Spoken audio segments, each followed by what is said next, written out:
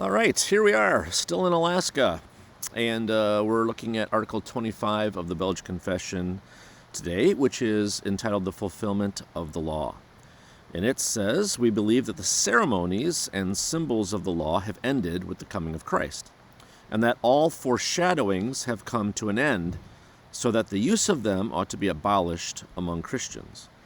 Yet the truth and substance of these things remain for us in Jesus Christ, in whom they have been fulfilled. Nevertheless, we continue to use the witnesses drawn from the law and prophets to confirm us in the gospel and to regulate our lives with full integrity for the glory of God according to his will." All right, three quick things on Article 25. First of all, when we talk about the fulfillment of the law, it's important for us to remember the different types of Old Testament law that there are. One is ceremonial law, which this article of the Confession is talking about. A second is the moral law, which is things that are, it's largely things represented in the Ten Commandments and things like that. Not all of the Ten Commandments, we'll talk about that in a second, but most of them. Right and wrong, the eternal concepts and principles and statutes of right and wrong, like thou shalt not murder, that kind of thing. That's the moral law. And then also in the Old Testament, we find the civil law, which were the specific punishments that were outlined for certain breaches of the moral law. And when we talk about the fulfillment of the law, what we're talking about is the fulfillment of the ceremonial law, or the foreshadowings, things like the festivals and the sacrifices and the cleanliness laws and circumcision and those types of things, which were all a foreshadowing symbolically of what Christ would do in its fullness when he came. So the confession is saying that now that Christ has come, those ceremonial laws have ended. They're no longer laws that are in force. And so we should stop following them, stop practicing those things. That's the first quick thing. The second is, though, that even though the law has ended, it's not as though what the law symbolized has ended, because we have those things in their fullness in Christ. So the atonement that the sacrificial system foreshadowed, we have that atonement now in the once-for-all sacrifice of Christ. So it's not as though what they were symbolizing is no longer ours or important for us to focus on.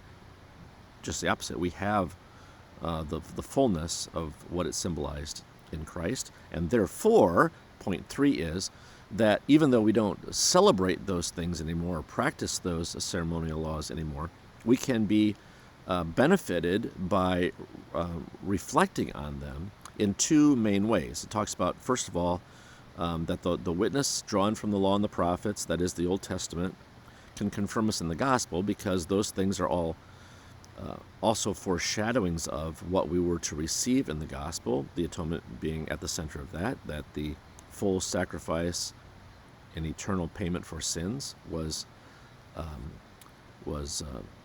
brought about and accomplished in Christ, and therefore we have that. So as we reflect on the Old Testament foreshadowing of that, we can be encouraged in what the gospel really means for us. But also we can regulate our lives with full integrity. And there are various aspects of the ceremonial law which was for the regulating of life, and one of those principal ones being the Sabbath day, which always was a ceremonial law, as Jesus made clear in his New Testament teachings regarding the Sabbath, that the Sabbath was made for man, not man for the Sabbath, and that it was a foreshadowing of the rest that we would one day find in the redemption that was going to be brought through Christ and brought in its fullness in the kingdom that is to come. So even though it's not a law anymore, we can still regulate our lives by the wisdom that is found there. And so, as we saw back in the Heidelberg Catechisms dealing with the fourth commandment and the Sabbath day, it did not talk about restrictions on that day, such as were the case back with the Sabbath commandment. But with the churches being led to join together in worship and fellowship on the first day of the week, because that's the day of resurrection, or the Lord's Day as we refer to it, we can still utilize the Old Testament law to regulate our lives in a way that glorifies God. So we can choose to set aside this one day a week, and we can come together and worship that day of the week. So there are various benefits that we continue to derive from the Old Testament ceremonial law, even though it has been fulfilled. So, the fulfillment of the law, Article 25, those are three quick things with regard to it.